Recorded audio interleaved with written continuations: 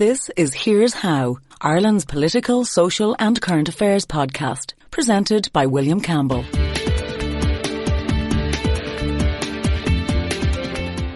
Thank you for downloading episode 121 of Here's How for the 3rd of April 2021. Direct democracy is proposed as a way to make decisions independently of politicians. But what would it actually look like?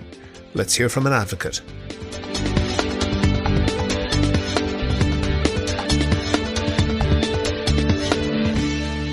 Here's How is Ireland's political, social and current affairs podcast. Make your view heard. Just dial 076 603 5060 and tell the world what you're thinking. Your voicemail may be included in the next podcast. You can find tips on recording your contribution and other ways to contact the show at here'show.ie/call. Coming up on today's podcast, you vote to go to war with a country. You can't unvote that the next day or the next week or the next year. I also can't undo what I had for breakfast this morning. Why is it necessarily a good thing to undo things? Why would that be better than, the reality we live in is that time moves forward and we can't undo things. Politically, you can undo things somewhat more. You can change your mind. And that's coming up shortly. But first, I want to thank all of my donors on Patreon. I really appreciate everyone who does that. For the people who don't, Patreon is a system that allows people to donate $1 or $2 per podcast or per month, and that helps me to devote more time to research and to finding interesting guests. If you think that you could do the same as them, there's details on the website and at the end of the show. We have an expectation of a rules-based system of international order. Some of these rules are very famous. They show up in popular media, things like diplomatic immunity. Basically, if you send an ambassador to another country, they can't be arrested, their bags can't be searched, you can't even give them a parking ticket. That gives us some anomalies sometimes, again, more often in fiction than in real life, but it does happen. The wife of an American government worker in England drove on the wrong side of the road, killed a young man a while back, and she was whisked back to the US to escape justice. It's not clear that she did have immunity. It's not even clear what her husband's position was, probably because he was a spy. But countries almost always follow these rules because they want to benefit from them sometimes too. Diplomatic immunity is one, but there are lots more. Some of them are explicitly codified. Some of them are just understood conventions.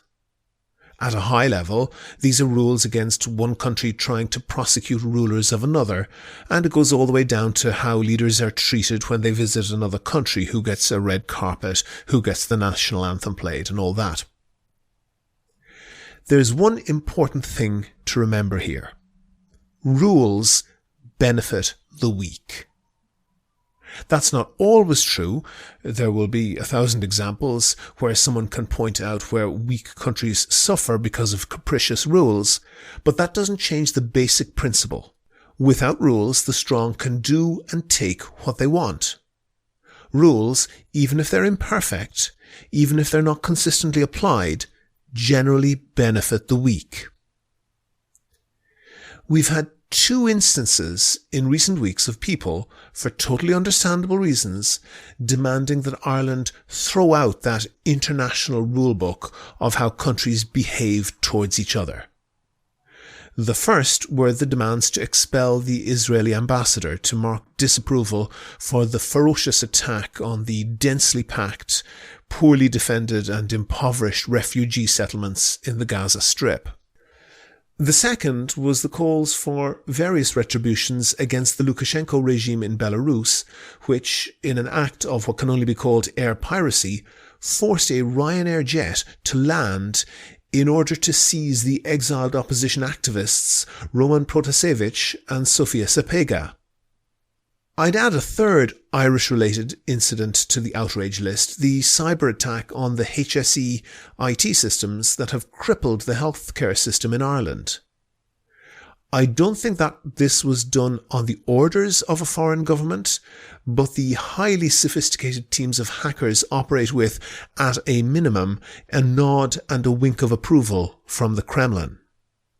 Russian intelligence services, the FSB and the GRU, most certainly know exactly who these people are, know exactly where they are, and know exactly what they're doing. They probably have these guys on speed dial on their office phones. It's highly likely that the bosses of this gang pay up to elements within the intelligence services, probably cash, but also most likely putting their services at the disposal of the Russian military when required, in exchange for operating with immunity. I think that the attack on the HSE was probably purely motivated by cash, but the attack on the Colonial Pipeline, which disrupted supplies of fuel from Texas to much of the southeastern United States, is even more sinister. In theory, this was also a ransomware attack, but I find it very difficult not to see this as a trial run for a military operation to cripple the enemy's infrastructure. It goes without saying that these cyber attacks and the Kremlin's, at best, blind eye towards the criminals responsible for them, along with the Israeli attacks on civilians in Gaza and the air piracy in Belarus, are massive breaches of the international rules for how international relations should be run. There's a huge temptation to say we should do the same in reprisal, hit back, hack their systems, seize their aircraft, expel their ambassador. I'm not arguing that we should not defend ourselves. We should. But it's important to note that there seems to be a decline in the respect being shown to these rules around the world. Russia sending agents to murder defectors in England and Germany. Thai police cooperating with Saudi thugs trying to force the escaping daughter of some bigwig onto a plane back to captivity, along with the other issues I've mentioned. The West is not innocent either, with support for coups in Venezuela and Bolivia. They might argue that it's against a dictatorial government in Venezuela. They might be right, but there are rules against this, and they exist for a reason. On the HSE cyber attack, the government was absolutely right not to pay those crooks a cent. And I have no evidence for this, but I suspect the fact that the gang published an unlock code to decrypt the data on their website could have been the result of behind-the-scenes pressure from Ireland on their counterparts in Russia, to the extent you could even call it pressure. So my point is this: these rules are not perfect, and they are not perfectly observed, far from it. But to the extent that they exist, they are to our benefit, mostly. If any country feels like trampling all over Ireland's sovereignty, there is precious little that we can do about it. In terms of international relations, Ireland isn't a small fry. We're not even a minnow. What little power we have to defend our interests comes from appealing to the sense of fair play within the rules of the international community. If we lose that, we have nothing. It is in Ireland's interests to promote the primacy of these rules at every turn, and even that doesn't get us far. The world is an unstable place. We may be entering an even more unstable phase, and even sticking to the rules is no guarantee that others will respect them for us. But that's all we have, that and hope. Do you agree? Do you disagree? If you want your point of view heard, dial 076 603 5060 and leave a contribution for the show. The lines are open 24/7 and you can find tips on how to record a good contribution and other ways to contact the podcast at here'show.ie/call. On the line, I have Dr. Rosalind Fuller. She's formerly of Trinity College Dublin and NUI Maynooth, and she's now the Managing Director of the Solonian Democracy Institute, as well as being an author of textbooks on law and a writer for various newspapers, including The Times and The Independent. Rosalind, you advocate what's called direct democracy. For people who haven't heard of that before, exactly what is it briefly? Yeah, well, the difference between direct democracy and representative democracy is that in a representative democracy, you elect a person and that person represents you and then makes decisions, for example, on passing laws. In a direct democracy, you vote on those issues directly. So every time we have a referendum, we're practicing direct democracy. And every time we have an election, we're practicing representative democracy. Okay. And do I understand you correctly to want to expand direct democracy, maybe have referendums more often, or to almost get rid of representative democracy altogether, have no Dáil, and just have the whole population vote on every single issue? Yeah, well, what I do is it's based on work I did while I was writing my PhD, but it basically is about, as you say, increasing the amount of decisions people are directly involved in. That could be having more referendums. That could be something like participatory budgeting, where people make decisions directly on the budget. And that could be something that gradually leads to something where representatives become less and less important. So that is kind of like the final level would be something like what they originally practiced under the name of democracy in Athens, which would be exactly what you're describing, where there really are very few representatives compared to today, and the vast majority of decisions are made directly. However, it's definitely like a continuum.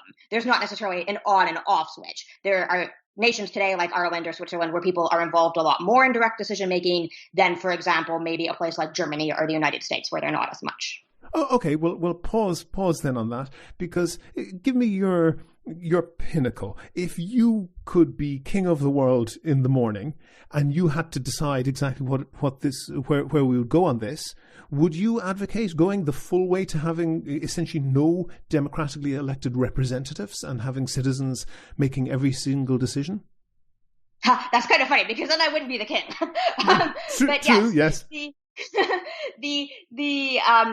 think I don't think it's something where you can flip things on and off like a switch, right? It does take, you're talking about mass mobilizing people. But yes, I do think that would be a better end stage. You have to continually move forward on that, on increasing participation, or unfortunately, you tend to move backwards. And that's what we're experiencing now in the world, is kind of a moving backwards on a democracy and a kind of retreat of democracy. People are involved less. Parties have fewer members. They don't consult with their members as much. It tends to be a little bit more of a cabal. The same can be said on the wealth front. Globalization and neoliberalism have led to a lot of decisions being taken through international treaties. So that would be like my original area of expertise, rather than through democratic decision making. So we see a retreat of democracy. And what I advocate for is to push democracy forward. And yes, the end stage, or, the true democracy and the original meaning of democracy in ancient Athens was what you're describing, people being involved in all decisions, but it is a gradual process to get there. Okay. Pause on that, because I want to just quote a little clip from your website, which says, this is talking about you, having foreseen the current assault on democracy long before Brexit and Trump were household names, her relentless defence of people power has seen her articles and interviews published in countless newspapers and democracies. Surely Brexit was an example of direct democracy. Yeah, exactly. No, but that's it. But since Brexit, we've seen a real push on democracy. So yes, Brexit is an example of direct democracy, but because some people didn't like the decision in Brexit, they started to say, and particularly in academia and in journalism, we got this wave of articles saying that perhaps democracy isn't a good idea, perhaps people are too ignorant, perhaps, democracy ends when there's too much democracy, all of these kinds of things. There was a huge backlash, which I don't know how much is filtered out to like the general public, but definitely within academic and journalistic circles, it hit a huge peak with all kinds of anti-democratic literature being published. Sure. And we have an intelligence audience on this podcast, so you can talk about those ideas, absolutely, and you can be sure that people will understand what you're saying when they're listening to this podcast. One issue about that is that in most countries, not in your home country of Canada, I know, and also not in our neighbours in the UK and perhaps in the US, but in almost every other democracy, we have some form of proportional representation so that the Parliament is proportionally attributed, more or less, sometimes more precisely, sometimes less so, to the number of votes that any given party gets. Referendums are absolutely winner takes all. How do you manage that? It doesn't really make any difference, because in a parliament you also vote yes or no on legislation. So it really doesn't matter if you have many different parties. It does, because you have to put together a coalition that represents at least half of the people, and that gives a coherent program for government. Some people would argue maybe not very coherent, but it has to have enough coherence to get together at least half of the representatives behind that program for government. Depending on the whims or the what's in fashion or what is trending on Twitter today or tomorrow, you might get a different policy being voted on today and tomorrow being completely contradictory? Okay, that's untrue on two accounts. The first thing is that actually elections are quite flawed in the sense that usually people who get elected don't have a majority of votes in favor. I mean, the single transferable voting system, which we use in Ireland, and I like to some extent, kind of is a system where you actually don't know what people voted for or why they voted for it. So a vote, there's problems mathematically in the sense that there's usually vote distortion. So just because people get elected doesn't mean they enjoyed majority support. And that's even true in first-past-the-post systems, which have the most clear... Well, it's certainly true in first-past-the-post systems. Yeah. So but there's wasted votes in every system. There's also wasted votes in proportional systems. And you can although in Ireland there are very, very few. They still exist, though. So they it's a still matter exist, of... absolutely, yes. But there are very, very few. Okay, but how many wasted votes are there in a referendum? Well, 50%, I would imagine, but nevertheless. No, that's not true. Like in a referendum, every vote does count. In an election, lots of votes don't count because, for example, the person you are voting for may already be elected, for example. So what parties do is they game these systems. They game the first past the post system is the easiest, but you can pretty much game any system. And what parties seek to do is to increase what's called their vote to seat ratio, or that's what I call it anyway, which means you're good at winning more seats with fewer votes by basically apportioning your resources to where you think you'll win a seat. So if you... I'm going to pause you, Rosalind. I'm going to pause you on that. And the first thing I'm going to say is, first of all, I try to be very straight, and I'm not like an RT presenter. When I have an opinion, I'll let you know what it is, and I'll let you argue back against it. And I disagree with you on this, although I hope we can disagree politely and get more light than heat into the discussion.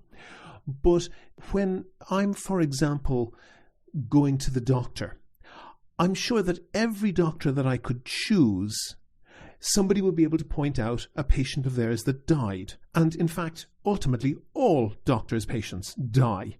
But some doctors are better than others. But it's not a valid measurement to say that you can point out a flaw or where a doctor's patient died or whatever.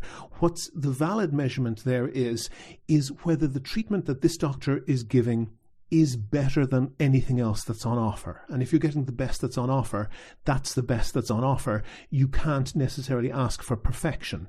It's true, that's true also of any democratic system. There will be flaws in all systems, and merely pointing out the flaw in one system doesn't necessarily tell us that it is an unacceptable system. What we need to do is we need to get the system that has the fewest flaws. Would you agree? Sure. I don't see the relevance. I was in the middle of trying to answer the question. Well, then go ahead. Go ahead on that then. Elections aren't that representative. So there are statistical flaws. No election is completely representative. So what you end up with in the Dáil is actually not necessarily proportionate to how people voted. The second flaw is, of course, when people vote for a party, we don't know why they voted for that party. So some people may have voted for a party for one reason. Other people may have voted for a party for a completely different reason. Still, third people might vote for a party because they've always voted for that party. Or they might, as you say, think it's the least bad choice among those other parties. Then after that, you have coalition building.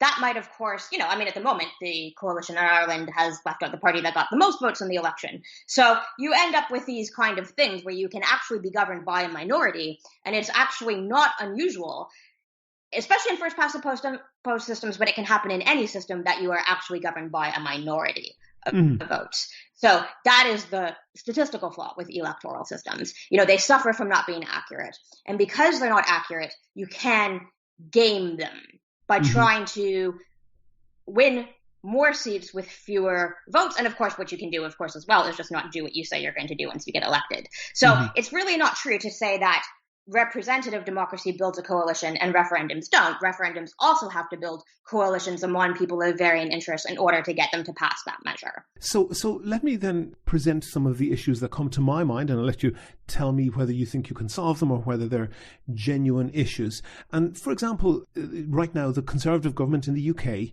is using the argument that the Scots have already had, 6 or 7 years ago, a once-in-a-generation referendum. And they're using that to say that Scottish independence cannot proceed. There can be no further referendum on that. How would you overcome the issue of permanence?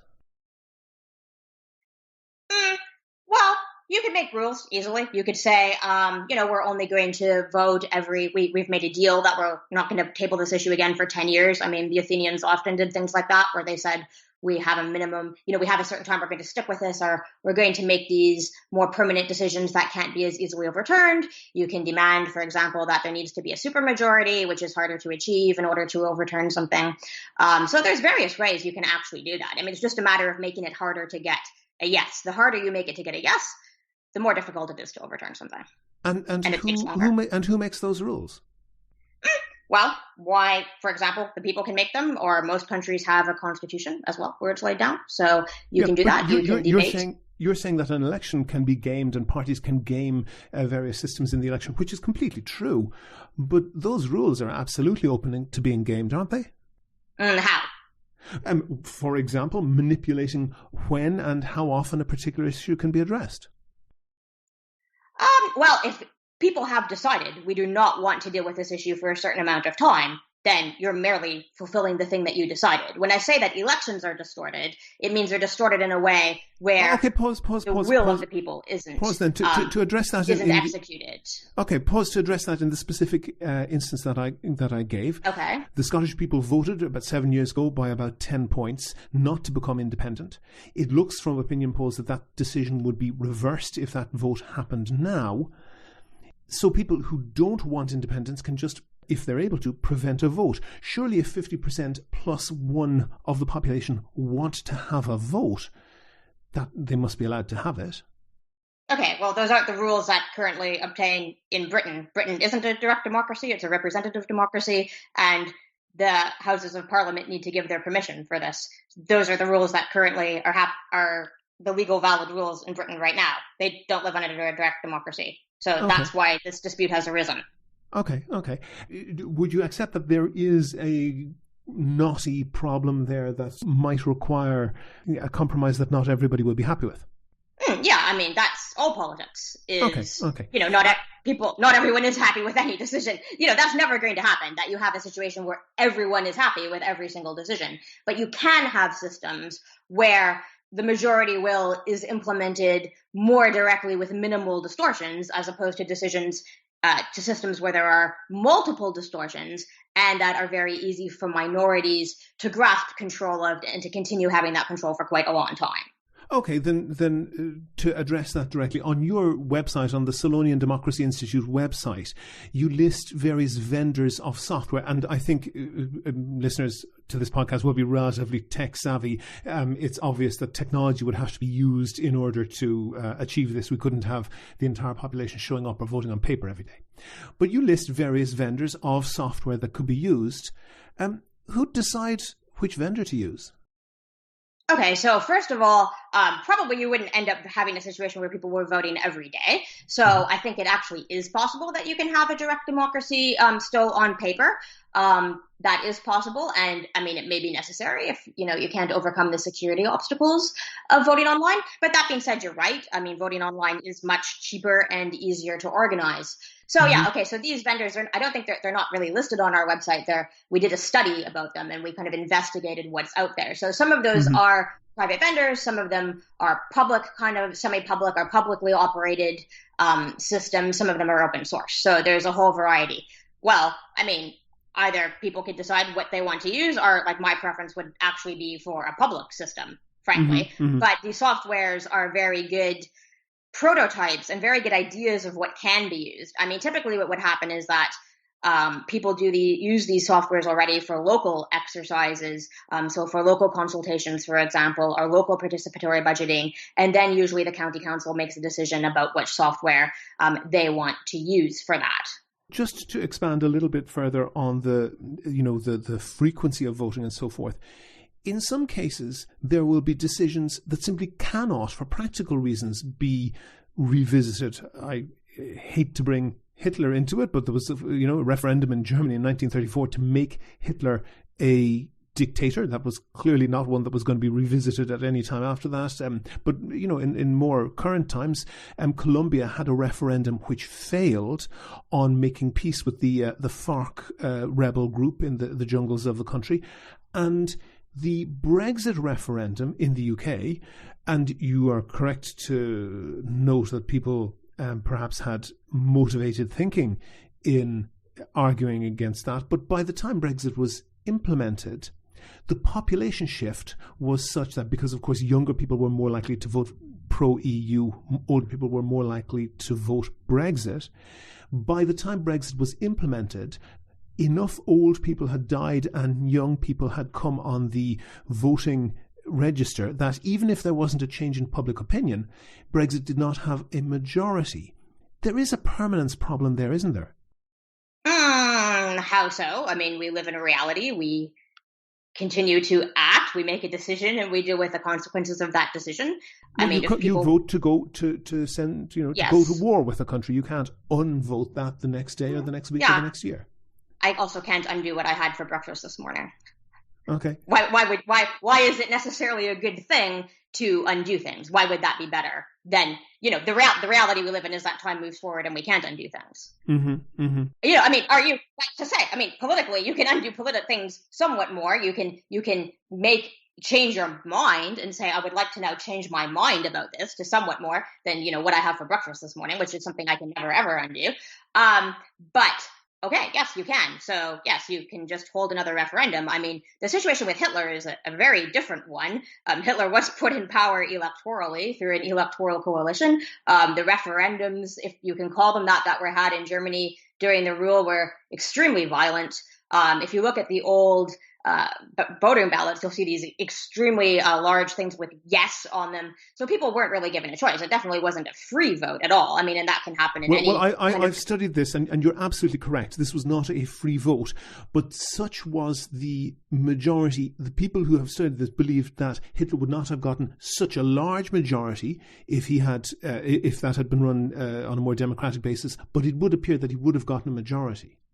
May or may not. I guess we'll never know, since, everyone who, a lot of people who are already pouring out of Germany at that point, or arrested. So it's quite difficult to say he would have gotten a majority. I mean, that's pretty hypothetical. It's very, very hard to tell how referendums go, and also elections most of the time, because, I mean, it depends on how things unfold on the ground. And, if you want an example of not being able to put things back and say how would things have gone, I mean, I think it would be all of the preceding years of German political life. We don't know what would happen if people who had left Germany had decided to stay in Germany, for example. We don't know what would have happened had there been less violence. I mean, that's quite difficult to go back and say it would have led to this or that vote being different. The main objection that I see to what you're proposing is essentially attention span, in that, and I mentioned the comparison with a doctor earlier, and politicians, like them or hate them, are expert to a certain degree in public policy, and some of them are actually very, very expert, and some of them, when they are elected, are not particularly expert, but become expert pretty quickly just because of the nature of the job. But I'm thinking of one particular effect, which is in terms of fundraising. In particular, the example that I saw was in regards to leukemia. And children's leukemia wards have a huge amount of essentially money to spend, because it is so easy, because it tugs at people's heartstrings, to raise money for childhood leukemia sufferers. And adult leukemia wards, by contrast, who have, of course, much more patients, are vastly underfunded in terms of charity. What safeguard would you have for digital democracy, direct democracy, against echo chambers, fake news and manipulations, but in particular just the lack of attention span that people have when they're not professional politicians? Okay, well, there's a lot of things there. The vast majority of politicians are backbenchers, and I know quite a few politicians. I don't know very many of them who are experts at really that much, frankly, at the end of the day. Other than being very, very good at kind of judging public opinion in their area. I mean, that I will give them full marks on. But often they don't have a huge background in economics, or anything that's really all that relevant that you would really have to get into. I mean, a lot of stuff today is actually prepared by civil servants. So, I mean, that's something to realize, is that a lot of our policy and a lot of our papers and so forth are prepared by civil servants rather than politicians directly. So if you want something where a lot of expertise resides, it's there. And actually, there's a lady in New York, Beth Simone Novak, who's written a very interesting book about that as well, which is really worth reading. Okay, so that's one thing. The other thing is, well, I can only say when I did an exercise here in Ireland where I asked people in my constituency to vote on things, online. And probably one of the most popular policies, and I would say this is true from knocking on doors as well, is having a public healthcare system. So the overwhelming majority of people want a public healthcare system. So your question as to why, if charity is funding things, that there would be more money given to this or that, seems to be a faulty way of running a healthcare system, period. And most people don't want to run the healthcare system that way to begin with. So regardless of whether or not of, the factual basis of that claim, it doesn't really matter because you're talking about doing something completely different in the first place and people preferring that method. Pause on that thought, Rosalind, because I think you're probably right. People would overwhelmingly vote in favour of having a public health care system because one exists now in many countries and there exists an example to follow. But in 1945, when the NHS was set up, there wasn't an example. There was incredibly trenchant opposition from doctors against the establishment of the NHS. And it's quite plausible that somebody could have come along and made a different, for example, grant-based or insurance-based proposal that would have gained more acceptance from doctors, and they would have been the people most likely to campaign hard on it. They had the most motivation to do that. The fact is that Aaron Bevan had a vision, was a politician, was elected with a huge majority. People trusted him and who did not understand that policy. He brought through a policy, and that policy, in retrospect, is hugely popular, but only in retrospect. Right. Political decisions are often contentious when they are made. And very often, I don't understand what this proves either way. I mean, in a direct democracy, decisions would also continue to be contentious. So, I mean, naturally, again, as we go through time, we decide, that was a very good decision, and we might decide another decision wasn't a great decision. This is the nature of life. But my core point on that is that somebody with a vision who is trusted might well be a better person, in particular because, and I am reminded of, in the aftermath of the Brexit decision, one particular Sky News correspondent told how he approached, off the record, one of the pro-Brexit campaigners and said, "What now?" I just wanted to bring you this. This comes from a Conservative lead MP who I think will be backing Boris Johnson in the leadership contest. He told me this. He said, I said to him, so where's the plan? Can we see the Brexit plan now? There is no plan. The Leave campaign don't have a post-Brexit plan. And he was pointing over there to where the Vote Leave HQ was. And then he pointed over there and he said, number 10 should have had a plan. Now, it sounds like I'm making that up. That literally happened 2 hours ago. With a campaign group in a referendum, after the fact, there's no accountability, is there? Yeah, there is. The people who voted once were accountable, and they have to live with the consequences. Well, and to use an Irish example, we had accountability is when you actually have to live with consequences. It's not a finger pointing exercises. You actually have to live with what you voted for. So you are accountable in the very most true sense of the word. But the pro-Brexit side made a whole slew of promises, which turned out to be a pack of lies. Really? I'm really surprised to hear that. They're investing in exactly what they said they were going to. And for example, Daniel Hannan, one of the most ardent pro-Brexiteers at the time of the referendum, said very, very clearly, nobody is talking about leaving the single market. Nobody is talking about having any trade barriers between the UK and the EU. First of all, absolutely nobody is suggesting that we would give up our position in the free market in Europe. No one in Brussels, and no one except some tendentious British pro-Europeans. I've never heard anyone here suggest that we wouldn't have the same sort of deal that Switzerland has, or that the Channel Islands have, if you think that Switzerland's too exotic. In other words, free movement of goods and services and capital, but living under our own laws. So I don't see that there would be any impact. To repeat, no one is prejudicing the cross-channel trade. I mean, Norway, Switzerland, all of these countries have complete free trade with the EU. And by the way, I can't help noticing... He was absolutely clear on that. Nigel Farage, who was at the time the leader of UKIP, was absolutely clear that they were promoting a Norway or Switzerland-style arrangement. They rejected that afterwards. That turned out to be essentially not possible. They made a whole slew of promises, and there was nobody to hold responsible because there wasn't a party there that then could be thrown out of government. Why would you need to throw a party out of government when you yourself have voted for or against something? You know, you have the vote. The accountability resides in you, the person who's making that decision. Why do you need someone else to blame? In a direct democracy, there are not other people to blame. You make an effort yourself, and you can blame or not blame yourself based on how you voted and what you think is right. I mean, people are free to express their opinion as they want. They're free to express their opinion in the democracy we have today.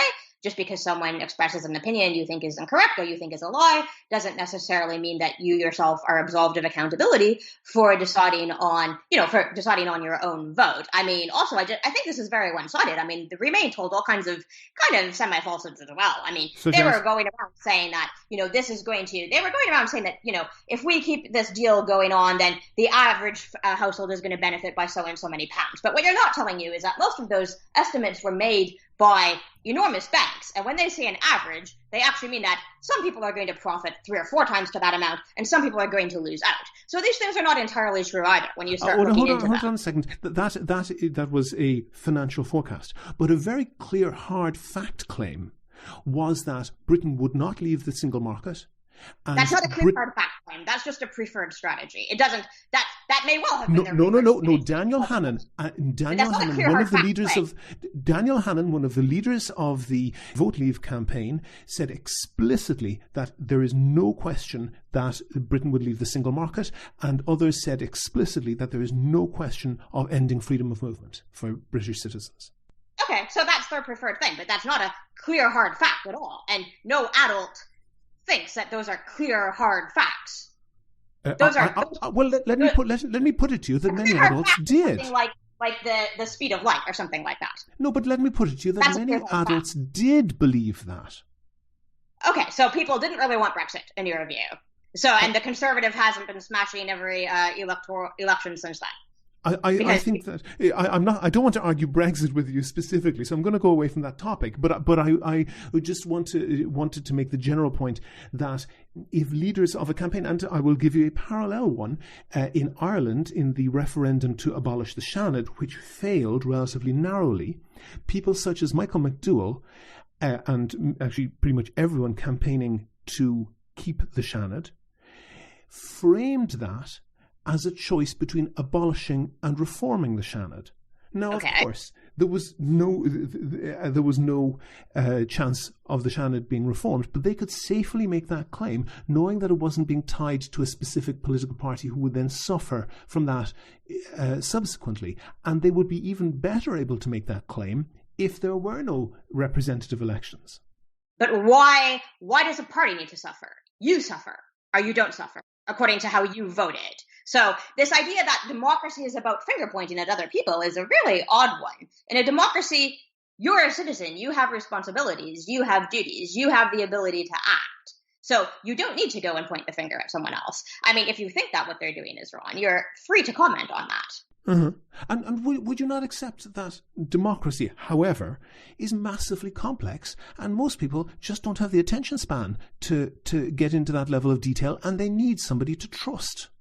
For sure, and people do listen to experts, but trusting someone isn't the same as giving them control over your life. There's people who I trust, but I don't give them control over my life. I mean, that's taking away your independence. Do you trust your doctor? And it definitely has. I don't actually have a GP because, like many people in Ireland, I don't have one. Well, okay. In the theoretical, then. Give you an example. My sister's a GP. Do I kind of trust my sister? Yeah. Do I let her make decisions for me? No. I mean, and as a patient, I have the right to make decisions about my own healthcare. Doctors cannot force you to get treatment. Absolutely. It doesn't matter how much you trust them. No, that's absolutely correct. But, and God forbid, if you were seriously ill, you would be likely to talk to a doctor who said you can do A or B. These are the consequences, the likely consequences in either case, and I would advise you to do A. Would you trust that person? I don't know this person you're talking about, so I really don't know. I kind of make but in the abstract, trust someone on an individual basis, But it's kind of not really the point. The point is, I'm not incapacitated, though. I'm in possession of my mental capacities, and I'm able to make decisions about my political preferences. So I don't want to. I'm not a child. I'm not a minor. I don't want to impugn. You're clearly a very intelligent person, but even the most expert people can't be experts in all fields. And if you are perhaps clearly, as you are academic expert, you trust your architect to build your house in a way that it doesn't fall down. You trust your oncologist to tell you how to treat your cancer if you're unfortunate enough to get cancer, and so forth. And trust is required in a whole range of areas that are highly complex. And this is one of them, surely. Okay, then I think we should have a monarch or a dictator or an enlightened despot in that case, I guess, someone we really trust and who we think is really great to make decisions for us, because there's no difference between getting a house built according to, by the way, to your specifications. You don't normally just give architects a lot of money. Of course, yes, of course. They feel like, they are. So the accountability remains with you as the person who's the decision maker in that process, right?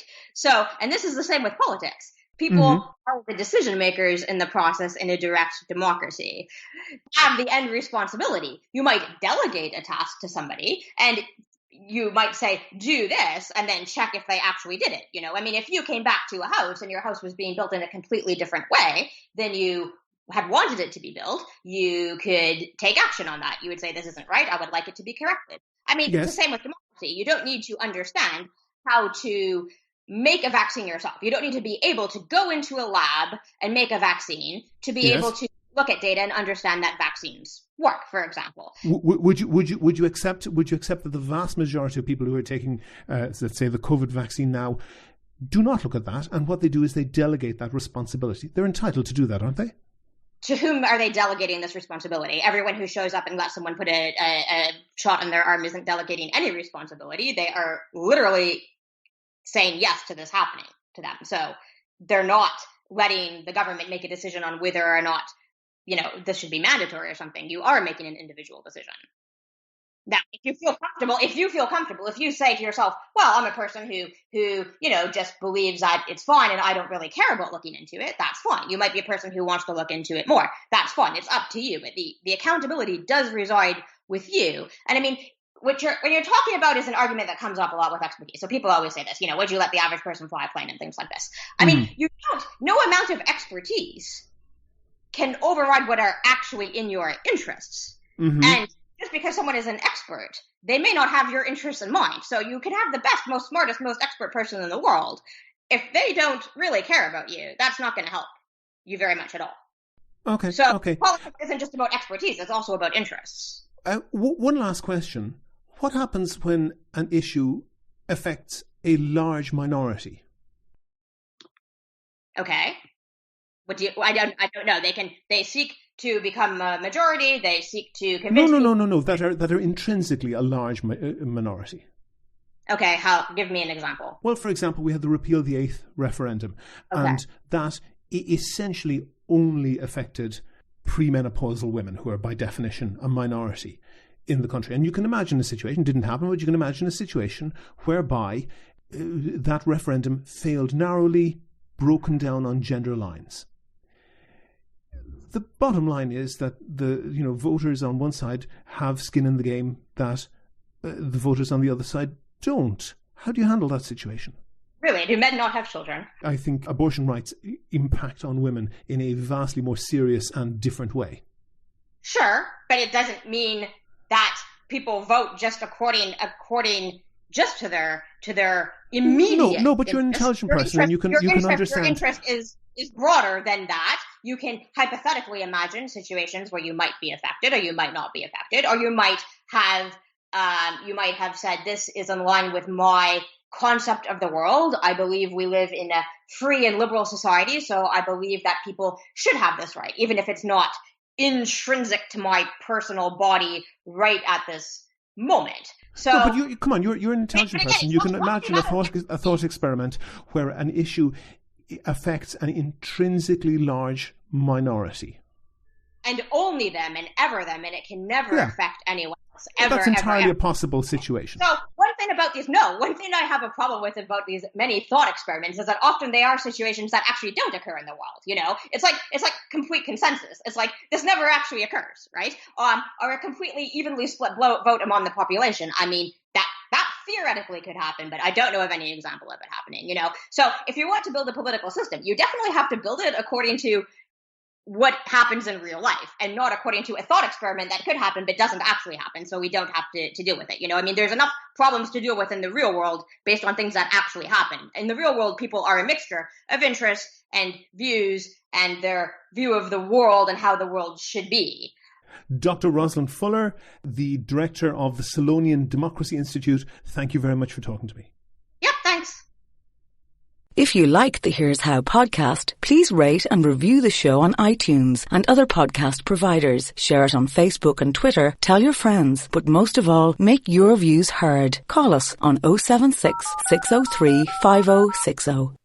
Go to the website for sources and references from the show, and while you're there you can like the show on Facebook, follow the show on Twitter at Here's How Podcast, and follow Rosalind Fuller at Rosalind Fuller, and get in touch with me if you can suggest a guest or a topic for the next show. And thanks to all of the patrons on Patreon. Their donations allow me to devote time to research and finding interesting guests. And if you could do the same as them and donate €1 or €2 per podcast or per month, please do go to patreon.com/Here's How. That link is on the website, and there you can find out how to subscribe to the podcast for free on your computer, on your phone, or by email. All that information is at www.here'show.ie. The Here's How podcast is produced and presented by me, William Campbell. The assistant producer is Kevin Wolf. Thank you for listening.